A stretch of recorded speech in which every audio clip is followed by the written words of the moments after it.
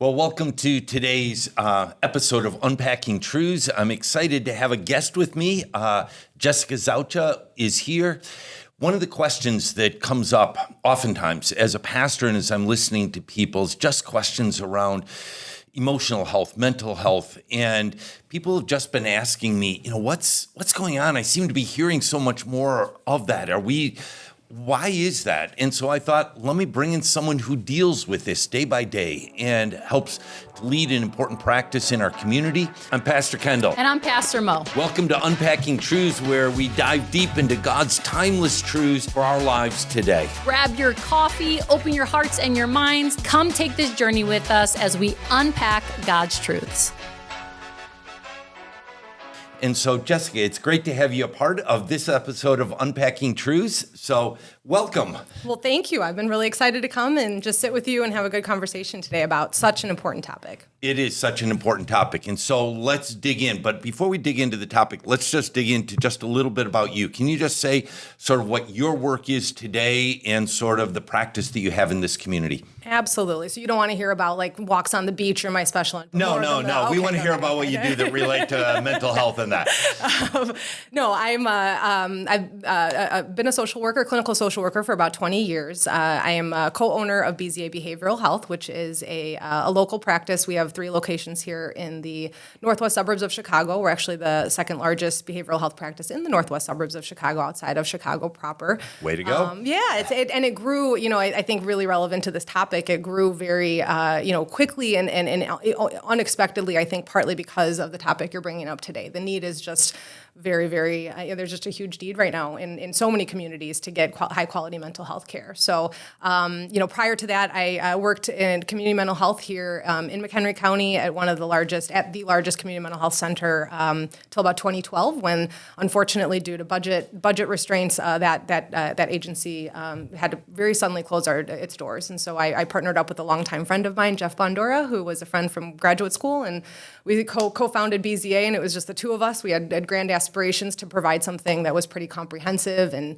integrative in terms of really trying to put a number of different mental health services under one roof, and really we both came from backgrounds in youth mental health. That was prior to BZA, I had worked in all youth programming. I was the program developer, program manager for at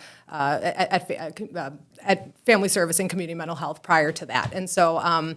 So adolescent mental health has just always been something I've been really proud of and really involved in, and so we knew that was going to be kind of the cornerstone of our business, and since then it's maintained. So we have about 50% of our clients who are seen at BZA are under the age of 22. So we kind of consider that like extended youth, and they benefit from the services. They're passionate about it, and so we're excited to serve them. We have 3 locations here. One in our local one is here at the corner of Algonquin and Randall Road, and that's probably about it for me. So unless you have any specific questions, no, I think that's good. And let me just ask you: as we're hearing more about mental health issues with youth, is it because we're more sensitive to it, that there's just more, that it's more being talked about, or is there dynamics that are causing it to be more of a challenge for youth these days, keeping a groundedness in healthy ways mentally and emotionally? Can you give us some perspective on that? I would say yes and yes. I think I think there's a little bit of all of it. I would love to say that the reason that we are talking about this more is because we're talking about this more, is because there's more people that are learning about it. We're more educated. We're certainly able to get information out in a more meaningful way. And so I think that, naturally when we start to experience things that we recognize aren't comfortable or aren't feeling good, we are identifying them and we're reaching out for help more. I think that's very true. And I think that's the good news. I think the not as good news is that also there is, independent of that, there are increases in not just awareness of mental health and people identifying with mental health, concerns that maybe before they might have felt stigmatized by, but we see rates of suicide increasing, exponentially. We see symptoms rising, and we also see things like self-injury and hospitalizations also going up significantly, specifically since about 2008 is when we really saw, there was an increase before then, but that line just started to skyrocket. So it's real, and it is it is being led by youth. It is, and sadly in this case, it's being led by youth. Our Gen Zs were born after 1995 they've seen about 150% increase in their mental health symptoms since 2008, where we're seeing about double the rates for millennials. And as we get older, we're actually seeing that those rates are more stable. Folks, the Gen X's of us we're a little bit more moderately impacted, and actually baby boomers were not. We are actually seeing that their rates actually slightly declined since 2008. So we definitely see youth being impacted more than any other population during this time. That's fascinating. So it is. So to me, being the guy who always tries to understand how the world works, do we have any beginning answers of the why of we think that is happening? We're also, by the way, going to engage the question audience of what do we do to help prevent this and to keep ourselves strong and in a healthy way? So we're going to get to those topics too. But let me just ask sort of the why. I'm sure there's a lot of debate, discussion on that. Do they have a sense of the why? Yeah, I think this is a good time to reference. I think in the description of this particular podcast or YouTube, you guys are going to reference these two sources that I'm not going to specifically refer to, but I'll just say I'm borrowing a lot from those two sources. So if you want to check out The Anxious Generation, is a very recently written book. Really speaks to this topic. Almost when you mentioned it, had just started when you invited me here. I had just started reading that book, and I'm like, oh, God knew, to put that in my hands. So I would highly recommend that. It's not. It can be read by professionals, but it's really intended to be for anybody to be able to. Yes, absolutely. Parents, people who themselves are struggling. And then another one is Rewire Your Anxious Brain, which is very much more the how-to book. Although both have a very hopeful and proactive message to this. So I would agree with the author of The Anxious Generation that I think there are a lot of different sources. Everything from changes in the way that we that kids and that we as adults are engaging in society. I think it's very easy to point at just the timeline and to say, okay, what was going on in 2008? Well, about 2008 is when most of us got our first smartphones in our hands, and it was a whole new, youth whose brains are still developing. We just know we're impacted differently. They were more engaged in it because their brains are ripe. They're sponges at that time. We as adults didn't know how to protect them yet because it was a new frontier for us. So I think that's a big factor. It's not that the smartphones or cell phones are the enemy. It's the whole change in society that was happening even before that. Our exposure as adults and as youth to news sources. When I was a kid, you had two opportunities to watch news and to consume news. And then the rest of the time, you were out doing your life. Now we have constant feedback about what's going on in our society. And this is more of a reference to the Rewire Your Anxious Brain. Our brains were not really designed for a 2024 or even really a 2004 environment. They are still kind of evolutionarily, more like our ancestors. They're meant to be out there living in the here and now, dealing with real life threats, not threats from across the globe that we hear about but can't necessarily take action on. So we know that there's a number of different issues that come along with that probably had a lot to do with that. Also, the sense of in-person community has diminished quite a lot. And so, when we get later on to what we can do about some of these issues, these concerns for our kids, for ourselves, community is one of the best things we can do is stay involved in your community, in person, in real life, be in the here and now. It's important to know what's coming or to try to know what's coming. It's important to reflect on the past, but we need to be here and present. And there's so many things that take us away from that right now that I think are a big reason why our mental health is declining. So that's in spite of my long-windedness, that's a pretty succinct answer to something that if you're interested, The Anxious Generation is, a good one to really dig into that topic. I think that was very on point. And one of the things back in high school, one of my world history teachers said, if you don't learn anything else from this class, learn this. He said, learn multiple causation. Everyone will want to tell you it's one thing that causes that. It's usually multiple factors. And, I held up my cell phone when you said what happened in 2008. And smartphones, but it was also the internet before that was inundating us with more and more access to information.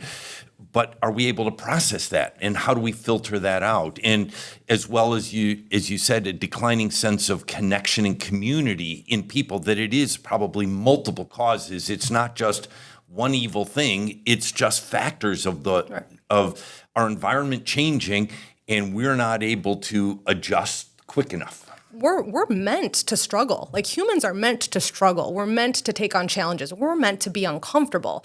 But when we don't feel like we have a way to deal with the things that we're being presented with, the challenges we're being presented with, that's where anxiety thrives. That's where hopelessness and depression can really take hold, is because we know the problems are there, and yet we don't feel like we have a nucleus of control to do anything about it. And I think that, another thing that was happening during that time, and I know, we constantly are, joking around about this, but, if you were to go into a group of multi-generational, folks, and you look at anyone from our teenagers through, our folks who are in their 60s and 70s, and you ask, when was the first time that you were allowed to go, ride your bike alone?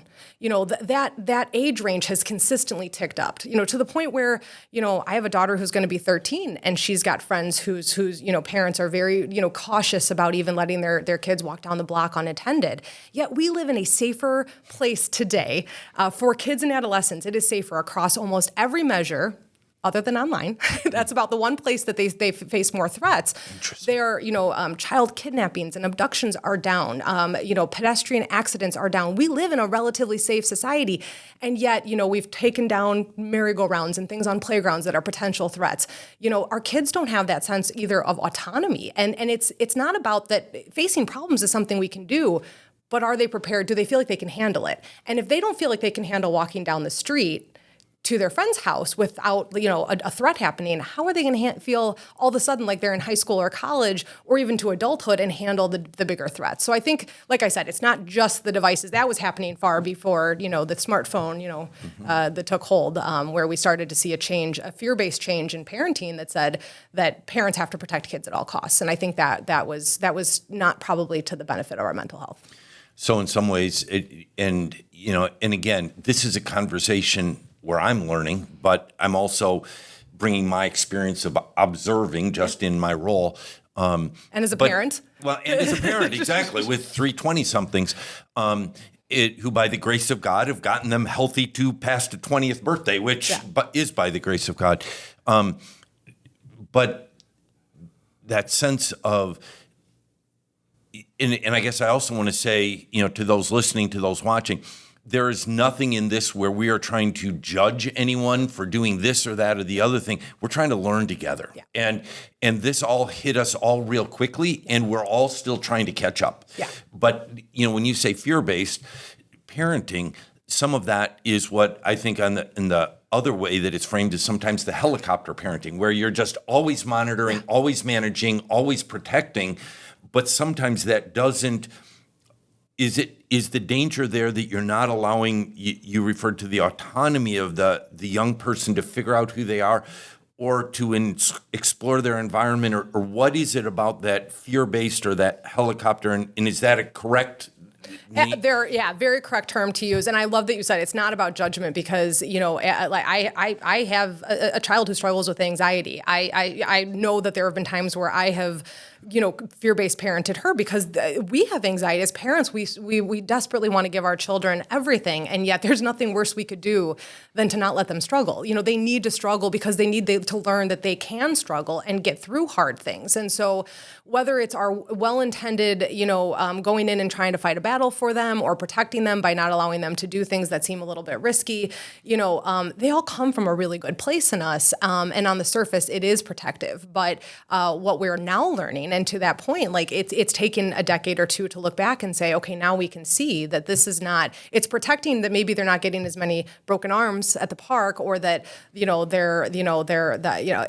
that we feel more secure, that we know they got to their friend's house, in one piece. But it's not letting them feel like they can handle hard things. Mm-hmm. And that's, I think, a message that even jumping ahead a little bit, like when you think about how do we parent a little bit differently. Like I even have to watch this with my own daughter when she says, well, I'm really worried about X, Y, or Z happening. It's so natural to just want to provide reassurance. Oh, you're going to be fine. You're going to ace that test, or like, that's not going to happen, or don't worry, like, you're going to have so many more loves after this, or, so many more friends. Those are all very normal and natural things to say to our kids. And yet what they really need to hear is, you know what, maybe it will, maybe it won't, but you'll handle it. Maybe you aren't going to do as well in that test as you think, but we'll deal with it. You'll deal with it. You can get through it. You'll figure it out afterwards. You don't need to take that on right now. You can't really take that on right now. But it's a very subtly different message of, instead of, don't worry, you'll be okay, it's regardless, you'll be okay because you'll work through it. And you have a community of people to help you work through it. So I think it's a subtle change that we need to get used to, parenting. A part of that is letting them struggle, letting them even fail sometimes. Yeah. Well, and because a parental love is so deep and so instinctual and so powerful that overprotectiveness just flows naturally, that it's almost, we have to guard against that. And I am struck by what you came back to say, is that that while most families in communities around where we are, those kids are safer than they have ever been. The one place they are less safe is the one place we sort of have not put any controls over and just let them go, and that's on screens. Right. And that online is the one more dangerous place, that going to the park, going to, that whole sense of, getting up and riding your bike down 2 miles to a friend's house is almost unheard of these days for anyone under 16. And, but maybe that's actually safer than some of the things that we think are not some of the challenge places. Even the real scary threats we think about, like, human trafficking and things that are, of course, a real threat online. I think understanding that the developers of most of our apps, most of our technology on a smartphone or a device are built to create addiction. I mean, that's behavioral scientists got behind these developers and said, okay, by putting in an endless scroll, by allowing for, only some of the things that they're seeing to be interested, by having a For You page or having likes and immediate feedback, these are things that we know are hitting on. And to get a little sciencey, it's the dopamine center of our brain. And the dopamine center never is really happy. It's always seeking pleasure. And when it gets a dose of pleasure, it wants more. So that is very much addiction. And so we all have a little bit of that. I do. I know I will sit down sometimes and say, I'm going to watch a couple of videos because I love myself a funny, cat video or something, I'll fall down a rabbit hole of that. And all of a sudden 45 minutes has gone by and I wanted to be there for 10. So adults are susceptible to it too, but our brakes are fully in place. That's what we didn't really understand at the time that these came out. Our adolescents, they don't have brakes in place to know when to stop at all. And this is it feels very satisfying in the moment. So it is a risky place to be. And yet it's, you're kind of standing alone sometimes as a parent if you're strongly regulating that with your middle schooler or your high schooler or even your grade schooler, because a lot of parents are very much, they don't want their kids to fall behind. They don't want them not to have the social opportunities. So, even we as parents, like, I'm getting off Instagram or Facebook, well, I miss out. Yep. So it's a little FOMO for everyone. Yeah. So Jessica, let me shift this a little bit because there's so much we could talk about in this topic. I want to go back to, you gave a little bit of a definition of anxiety. And anxiousness. Yeah. And I just want to circle back to that because I think that word gets thrown out a lot these days. True. And I would be helped by hearing how you define it, how you understand that, so that and sort of what are some of the causes of that generalized anxiety that we hear talked about. So fear and anxiety are connected, but they're not one and the same. Fear is something, is something that is happening and my body is responding to it. Anxiety is the physical and the mental response to a fear that might happen. It's an imagined fear or it's a potential fear, or a potential situation. So, when we think about, if you're about to get on stage or do something like this and you start to feel your body activate, your heart rate a little bit of, that's a little bit of a fear response. And that's a healthy thing to have.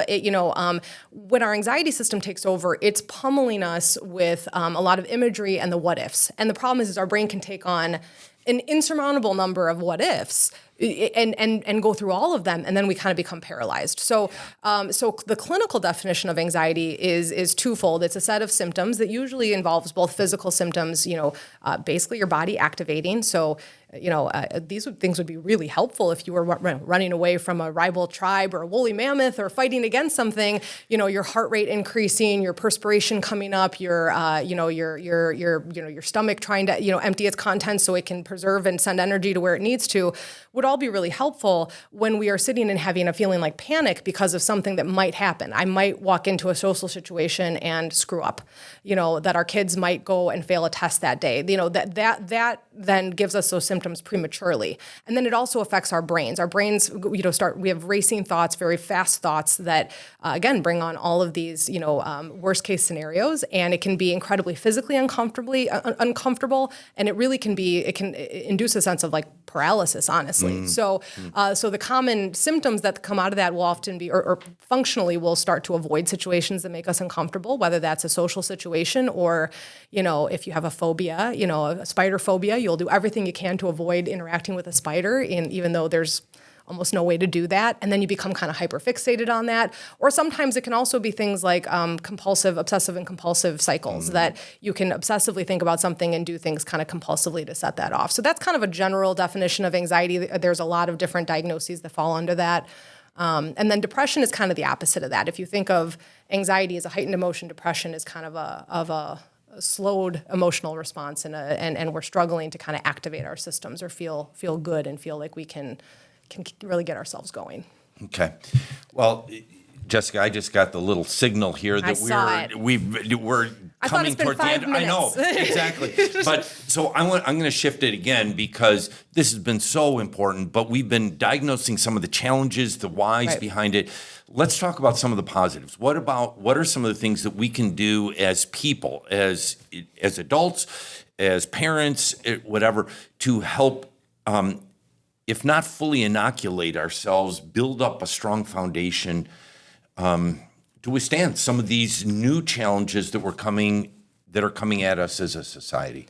Yeah, no, I like how you said that because it's not, there is no cure, and it's not because, this is a terminal illness. It's because, pursuit of happiness, pursuit of peace is something we have to actively practice every single day. And so, rather than, and sometimes when we feel like we can't inoculate something, it becomes so overwhelming. But if every day we wake up and think of what are the things I can do to kind of balance, if I'm feeling on the depressed side, I know it's going to be hard to get my system going. So what are the sources around me that can really activate and keep me going? And if I'm anxious, what are the things that I can do to kind of promote better mental health? And so, a couple of things, and one thing I do want to just kind of mention is how important, a religious or spiritual community, how important Light of Christ is for our community.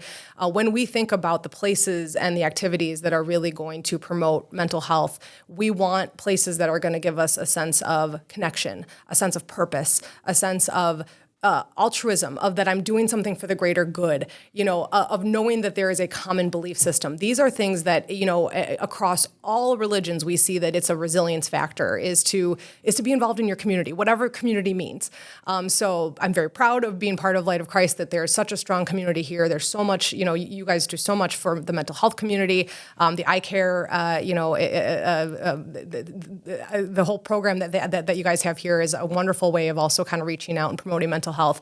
But on an individual level, I always kind of think of, the acronym BASE, but with a C, is a great way to think about how do we support our mental health every day. Finding activities that activate our body, that get our body moving, or that calm our body if we have some anxiety, but basically tuning into our bodies. What does our body need? A healthy mind requires a healthy body. What do we do that gives us a sense of, it's supposed to be 1A, I'm going to add 3. So the actual A is accomplishment, but I add achievement, accomplishment, adventure. What are things that kind of get us looking forward to something? Again, kind of that sense of purpose.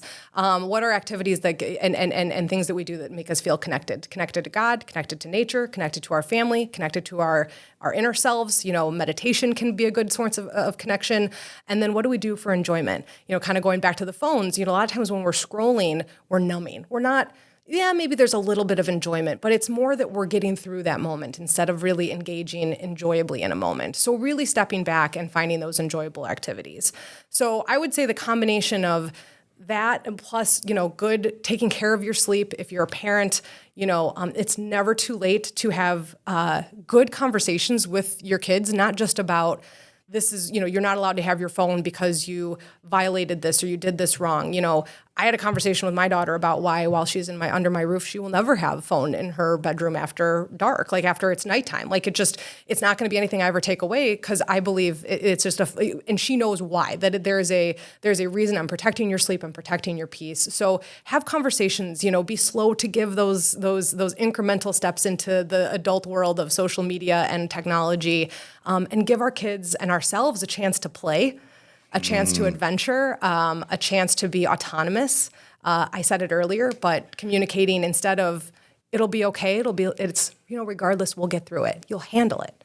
We want to build a sense of resilience, not security all the time, because the world isn't secure. I love that, resilience versus security. And, and maybe this is where I'll just wrap it up a little bit, though I would love this conversation to go another hour. What you just said, Jessica, is so true. There is no security in this world. As a pastor, as a theologian, there's no guarantee of tomorrow. Scripture again and again says, Jesus said, do not worry about tomorrow. Tomorrow will have enough worries for itself. How do we learn to trust God with today and be present to today?